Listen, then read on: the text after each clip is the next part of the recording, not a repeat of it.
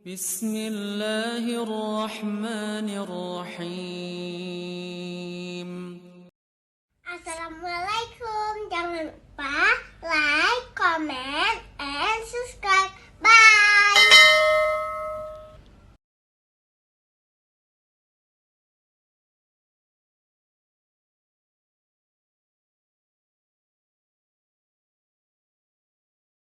Bismillahirrahmanirrahim.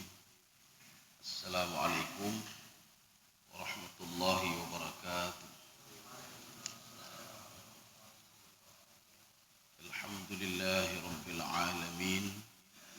Wassalatu wassalamu ala asyrafil anbiya'i wal mursalin wa ala alihi wa ashabihi ajma'in. Raditu billahi rabba wa bil islami dina wa bi Muhammadin nabiyya wa rasula. Rabbi shrah li sadri wa yassir li amri wahlul 'uqdatam min lisani yafqahu qawli. Allahumma ja'al jam'ana hadza jam'an marhuma wa tafarruqana min ba'dihi tafarruqan ma'suma. Kaum muslimin dan muslimat sidang jamaah subuh yang dirahmati Allah. Pada pembahasan yang lalu kita sudah membahas masalah al-khauf. Khauf itu takut. Ini ada yang lebih hebat dari al-khauf lagi. Ya, ada yang lebih hebat dari khauf. Ini kalau di dalam kajian tasawuf, itu kata Imam Al-Ghazali, seorang itu kalau ingin melalui tingkatan di atas al-khauf, itu harus bil muwadzabah. Jadi muwadzabah itu membiasakan diri terus dengan al-khauf sehingga muncul nanti yang terakhir. Itu di atas al-khauf. Ya, jadi namanya al-khasyah. Jadi khasyah ini al-khaufu bil ilmi. Seorang takut kepada Allah karena dia punya ilmu. Ya. Jadi sama seperti begini. Kalau al-khauf itu tidak. Karena dia lihat begini azab maka dia takut kepada Allah. Tetapi yang satu lagi, dia takut kepada Allah memang karena ilmunya. Jadi seorang ada dua model. Satu takut kepada harimau. Ketika dia takut kepada harimau, dia belum pernah melihat harimau. Tapi dia takut, ini kalau digigit sama harimau bagaimana? Ya, akhirnya apa? Dia menjaga diri untuk tidak ketemu dengan harimau. Orang yang kedua, dia takut dengan harimau tapi punya ilmu. Punya ilmu bagaimana? Dia takutnya itu punya landasan. Ini kalau digigit oleh harimau, ini hanaca anda payah operasi. Kalau digigit harimau payah operasi. Kita harus kurang kurang darah nanti. Harus ada transfusi darah lagi. Kalau digigit oleh harimau akan berbahaya. Maka dia takut kepada harimau karena ilmunya. Ini yang kedua. Yang pertama, dia takut karena mendengar orang lain. Jangan buat begini nanti datang harimau. Ya, sama juga seperti al-khaufu wal khasyah. Al-khaufu ketika dia mendengar ayat Al-Qur'an, jangan kamu buat maksiat nanti akan datang laknat. Maka dia takut buat maksiat. Ini namanya al-khaufu. Tapi ada satu lagi nanti, dia tahu betul kenapa ketika kita buat maksiat Allah marah. Jadi kenapa ketika kita berbuat maksiat, kita berbuat kebaikan, kalau buat kebaikan kenapa datang rahmat? Dia tahu betul itu. Ini namanya al-khasyah. Ya, jadi kita pada pertemuan ini kita akan membahas tentang al-khasyah. Ini yang di atas daripada al-khaufu. Kalau al-khaufu itu hanya takut begitu saja. Dia takut tidak pahala salatnya tidak diberikan oleh Allah. Dia takut betul. Dia takut betul apapun yang dikerjakan tidak diberikan pahala. Dia takut kalau dia berbuat maksiat akan diturunkan azab. Itu al-khauf namanya. Tapi di atasnya lagi namanya al-khasyah. Bagaimana firman Allah Subhanahu wa taala. Ini di dalam surah Al-Fatir, dalam surah Fatir. A'udzu billahi minasyaitonir rajim. Bismillahirrahmanirrahim. Innama yakhsyallaha min ibadihil ulama. Orang yang hanya takut kepada Allah adalah para ulama. Apa maksud para ulama? Ayat ini dikomentari oleh Ibnu Abbas. Ibnu Abbas mengatakan, manis dadal al-ulum fasdadal khasyah. Jadi barang siapa yang makin bertambah ilmunya dan makin bertambah takut dengan Allah, fahuwal ulama. Inilah ulama namanya. Jadi ulama itu kata beliau, ilmu makin bertambah, dia tahu ini haram. Besok bertambah lagi ilmunya, dia tahu ini wajib. Besok bertambah lagi ilmunya, ini syubhat atau bagaimana? Ada hukum-hukum Allah Subhanahu wa taala. Makin bertambah ilmunya, makin bertambah dia takut kepada Allah. Itulah ulama. Tetapi Ibnu Abbas mengatakan, manis dadal ulum walam yazdad al khasyah. Seorang yang makin bertambah ilmunya tapi tidak bertambah takut kepada Allah, fahuwa laysat bil ulama. Ini bukan ulama namanya. Ya, banyak ke ulama. Makanya untuk apa kita belajar, Pak? Kepada murno. Kita belajar wudu. Kita belajar bagaimana cara khusyuk. Kita belajar Al-Fatihah. Untuk apa? Supaya ibadah kita sempurna. Setelah itu makin sempurna ibadah, makin kita takut kepada Allah. Ini namanya khasyah. Jadi khasyah itu takut kepada Allah, landasannya ilmu. Kita punya ilmu. Maka untuk apa kita disuruh belajar untuk ambil wudu? Supaya wudu sempurna. Dengan wudu sempurna kita salat pun enak. Kita salat pun enak, beribadah enak. Akhirnya apa? Kita makin lama makin bertambah takut kepada Allah Subhanahu wa taala. Ini level-level al-khasyah. Makanya khasyah itu wal khasyah min anwa'il khauf. Khasyah itu memang bahagian juga termasuk dari khauf. Tetapi bedanya apa? Hiya khaufun makrun bima'rifah. Jadi khasyah itu dia takut kepada Allah karena punya ilmu. Ya, karena punya ilmu. Jadi makanya Rasulullah mengatakan begini. Segala sesuatu amal ibadah yang tidak berlandaskan ilmu fahuwa raddun. Ibadah itu ditolak oleh Allah Subhanahu wa taala. Jadi makanya syarat diterima ibadah itu ada dua. Yang pertama apa? Al-ikhlasu. Kita harus ikhlas kepada Allah Subhanahu wa taala. Yang kedua as-shawab. Ibadah yang kita lakukan itu benar. Bagaimana cara benar supaya benar? Maka carilah ilmu. Oh, kalau nggak tahu tanya sama orang lain. Jadi jangan ibadah saja. Ketika ditanya kenapa begini ibadahnya? Memang kalaginya dari awal, Pak. Kenapa begini baca Fatihahnya? Memang sudah dari dulu seperti ini. Karena tidak punya ilmu. Jadi hati-hati kalau tidak punya ilmu, fa'amaluhu mardu. Ibadahnya ditolak oleh Allah. Bahkan Fudail bin Iyad mengatakan, la budda ayat tawaffar syartani asasiyani. Harus ada dua syarat. Ikhlas beribadah dan benar. Tidak cukup satu saja. Oh, saya sudah benar ibadah saya. Cara wudu sudah benar, Fatihah sudah benar, rukuk sudah benar, semua sudah benar, baca sudah benar. Tetapi tidak ikhlas. Maka ibadah itu mardu, ditolak oleh Allah Subhanahu wa taala. Ikhlas itu ibadah hati. Hati ikhlas itu begini. Seorang itu pernah bertanya ke Rasulullah sallallahu alaihi wasallam. Ya Rasulullah, mahwal birru. Kebaikan itu apa ya Rasulullah? Ya, termasuk tadi ibadah hati. Kebaikan itu apa ya Rasulullah? Apa jawab Rasulullah? Istafti qalbak. Tanya sama hatimu.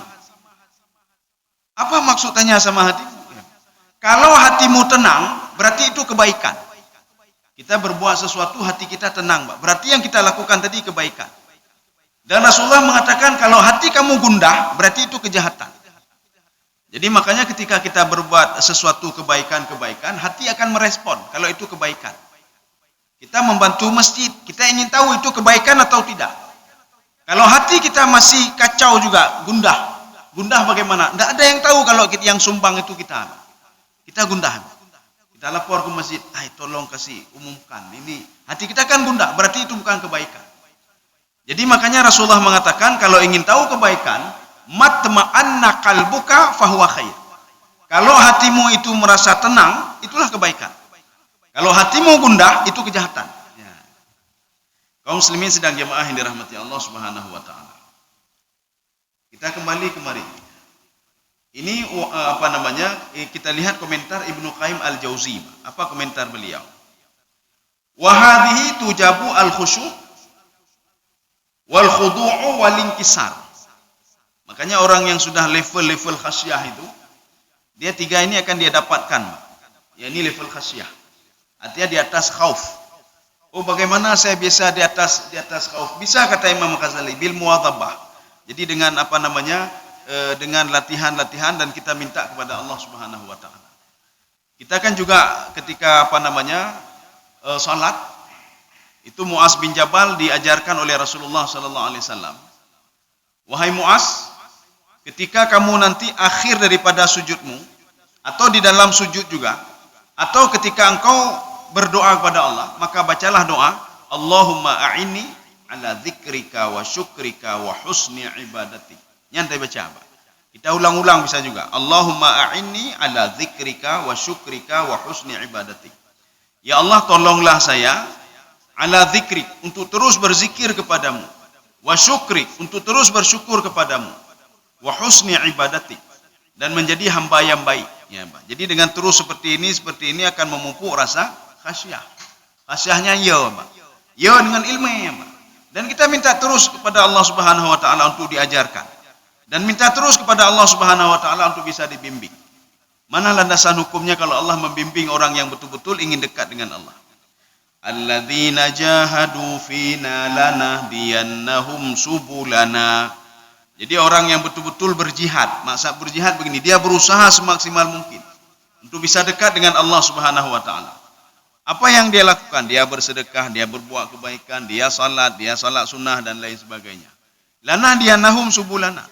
Akan aku permudah urusan dia, kata Allah Subhanahu wa taala. Ya. Jadi untuk menuju dari level khauf ke level khasyah bukan tidak mungkin. Jadi bukan berarti kita lihat itu kan ulama-ulama saja yang bisa seperti itu. Maka Ibnu Abbas mengatakan, walaupun dia seorang ulama, dia bertambah ilmunya tapi tidak bertambah takut kepada Allah, walaysa bi ulama. Mereka itu bukan ulama. Jadi makna ulama itu apa? Ulama itu adalah sighah mubalaghah dari alim. Alim itu dia tahu, ulama dia orang lebih tahu, Pak, dengan ilmunya. Ulama, ya. Jadi untuk apa dia ilmu bertambah tapi makin jauh dari Allah Subhanahu wa taala? Maka lebih bagus seperti yang disabdakan oleh Rasulullah sallallahu alaihi wasallam, man amila lima alima, barang siapa yang mengamalkan satu ilmu saja yang dia ketahui, maka Allah akan memberikan ilmu yang lain kepada dia. Ya, itu saja kita, Pak, sebagai orang awam. Kita tidak bisa seperti ulama-ulama besar itu, tidak bisa. Yang kita bisa apa? Ketika kita tahu wudhu ini salah, kita perbaiki wudhu kita. Dengan kita mengamalkan apa yang sudah kita tahu, ilmu terus ditambah oleh Allah. Kita laju ilmu. Ya. Jadi artinya apa? Kita tidak perlu seperti ulama besar itu. Pergi 20 tahun, 30 tahun cari ilmu. Kita tidak sanggup. Jadi yang kita sanggup apa? Belajarlah sedikit-sedikit. Dan amalkan apa yang sudah kita ketahui. Rasulullah tidak pernah bohong. Dan Rasulullah mengatakan kalau kamu mengamalkan amal ibadah walaupun sedikit, ya, kamu amalkan hari ini, besok kamu tahu sedikit, kamu amalkan, maka Allah akan mewariskan ilmu kepadamu. Kita uji ke ulama aja. Ya, gara-gara apa? Mengamalkan ilmu yang sedikit. Kaum muslimin sidang jamaah yang dirahmati Allah Subhanahu wa taala. Maka akan dapat 3 ini. Ini kalau orang yang sudah level khasyah. Apa yang dia dapatkan? Al-khusyuk. Khusyuk dalam beribadah. Makanya kalau orang sudah khasyah itu, khusyuk tidak perlu ragu lagi dia. Khusyuk dalam beribadah. Dia akan mendapatkan khusyuk itu. 1. Wal khudu'. Khudu' itu apa? Ketaatan dan kepatuhan dia kepada Allah Subhanahu wa taala makin bertambah. Ini kalau sudah khasyah, level khasyah. Kemudian yang ketiga, al-inkisar. Dia bisa mengalahkan hawa nafsunya. Kenapa? Karena dia mengenal Allah, takut kepada Allah dengan ilmunya. Maka beda orang takut kepada Allah dengan ilmunya dengan takut kepada Allah gara-gara mendengar orang lain. Orang lain mengatakan, "Jangan buat maksiat. Allah bengeh hendak." Jangan buat maksiat, gepetan azab. Hana pegah masih pakan. Hai gepetan azab. Pane dedupuran. Hai pegah ahli ulamanya jangan buat seperti ini. Kata orang itu jangan kita buat maksiat. Ini namanya dia takut kepada Allah tapi bukan dengan ilmunya. Ya. Tapi kalau takut kepada Allah dengan ilmunya, dia dengan membaca, dia dengan menelaah dan mengamalkan satu ilmu atau bertanya kepada orang lain. Jadi artinya dia takut kepada Allah memang betul-betul dia punya ilmu. Ini namanya level khasyah. Jadi kalau sudah khasyah itu al-khusyuk. Yang level-level Rasulullahnya level khasyah. Model-model kita ini masih al-khaufu. Ya, Mbak, masih al-khaufu. Jadi artinya kita masih melihat jangan begini nanti diazab oleh Allah. Buatlah kebaikan akan diturunkan rahmat kita, itu saja. Jadi kita belum level kenapa seperti ini? Kenapa turun rahmat? Kenapa musibah itu ketika ditimpa musibah ketika berbuat maksiat ditimpa musibah itu kenapa? Kita belum sampai level-level seperti itu. Tapi kita berusaha seperti itu. Wallahu madahal ladzina yakhshawna rabbahum.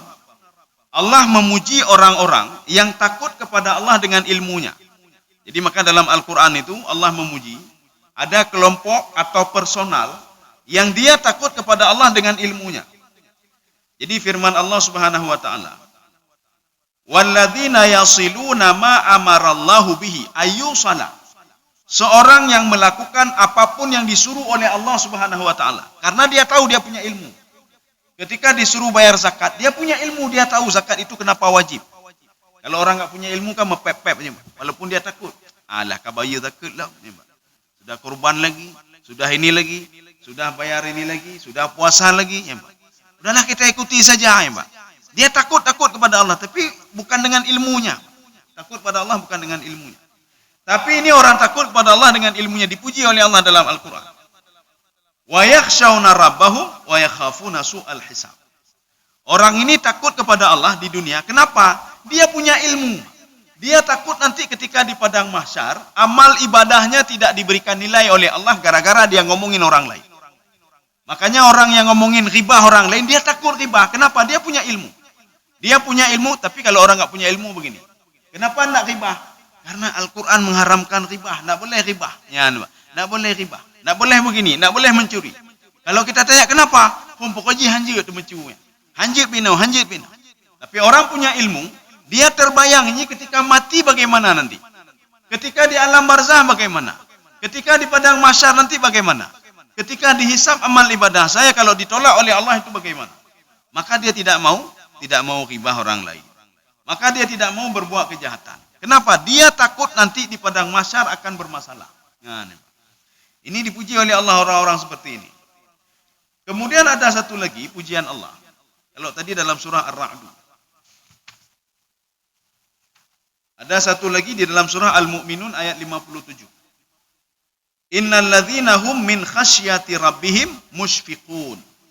Mereka itu karena saking takut kepada Allah, mereka hidup di dunia ini hati-hati. Ya, nembak. Nyuruh khasyah nih. Dia hati-hati hidup di dunia. Bagaimana hati-hati? Ini ketika kita berinteraksi sosial, je perasaan gophan. Ini ada tersinggung enggak beliau? Ini ketika saya buat ini marah enggak Allah? Ya, nembak. Ini maknanya musyfiqun. Dia hati-hati dalam hidup. Kalau saya berbuat ini dosa enggak? Kalau saya terlambat salat dosa enggak? Kalau saya tidak salat jamaah dosa enggak? Bagaimana itu? Kalau saya bohongi orang lain dosa enggak? Artinya dalam hidup dia itu penuh dengan hati-hati. Inilah orang khasyah. Jadi orang khasyah itu ketika ingin minum sesuatu atau apa saja dia bertanya ini halal enggak ini? Jadi kan pajuh tagap. Jadi kan tu nanya bantuan mencucok lagi upah itu buat anak yatim memang. Nak tahu punya anak yatim. Bagi-bagi lagi. Hai itu punya tagap dizalimi gop kemudian dibagi untuk kita semua, Pak. Kita tanya dulu, ini dari mana ini? Nyuatu ide hanjit cecok tagap. Kata zalimi gop dibagilah kelun han lu hana luncok. Itu orang khasyah namanya. Dia takut kepada Allah karena ilmunya, Pak. Dia punya ilmu. Jadi bukan alah necok aja untuk netobat menyotalah hande itu bukan khasyah namanya. Kakak gecok aja nya. Untuk menyojeh tak tobat tak istighfar. Habis yang istighfar, astagfirullah. Katanya pokoknya astagfirullah, sambuno dapat jauh yang harum, Pak. Besok begitu lagi istighfar lagi. Tetapi orang yang punya ilmu, ketika dia takut kepada Allah, dia sangat hati-hati dalam hidupnya. Dia sangat hati-hati. Ya. Jadi sebagaimana orang sangat hati-hati ketika bekerja. Ini kalau bekerja salah begini atau begini, ya nanti CCTV. Nanti saya bisa dipecat. Maka dia harus hati-hati dia kerja. Datang tepat waktu, pulang tepat waktu, bekerja sesuai dengan SOP-nya. Ya, jadi kan kerja-kerja mentang kan. Ya, dia dengan sangat hati-hati sekali menjaga pimpinannya. Demikian pula orang yang sudah level khasyah. Dia dengan sangat hati-hati dia beribadah. Dia berinteraksi sosial. Dan dia berhubungan dengan Allah juga sangat hati-hati. Ini habis salat subuh tadi dia bertanya pada hatinya dengan sangat hati-hati. Ini diterima enggak salat saya ini? Ya, kalau begini terus salat saya mana mau bisa diterima oleh Allah?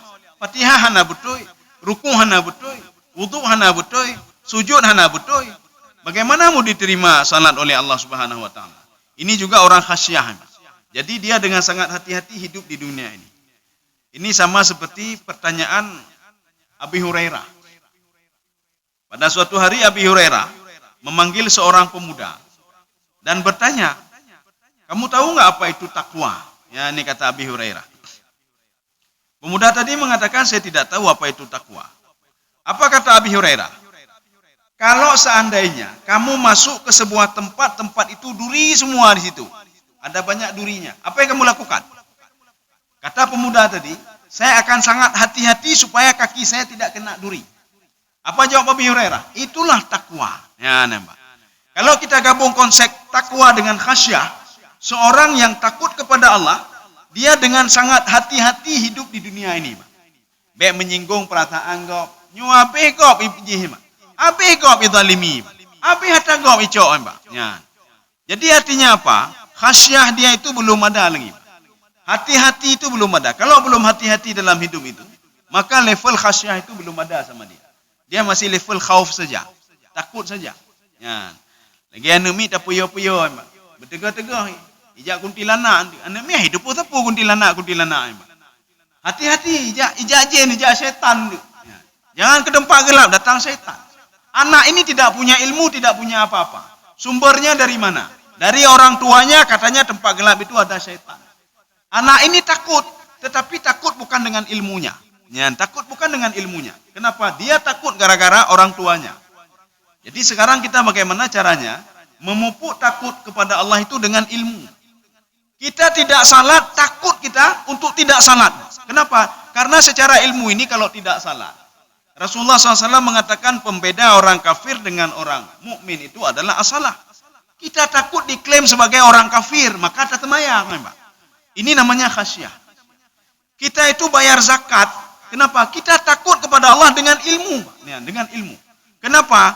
Nanti di padang mahsyar, orang-orang yang kerit, nanti ketika masuk ke dalam surga, orang-orang yang kerit juga, itu dilarang masuk ke dalam surga. Orang yang tidak mau bayar zakat, kerit, maka nanti pintu surga tertutup. Dan ketika itu harta, protes kepada Allah.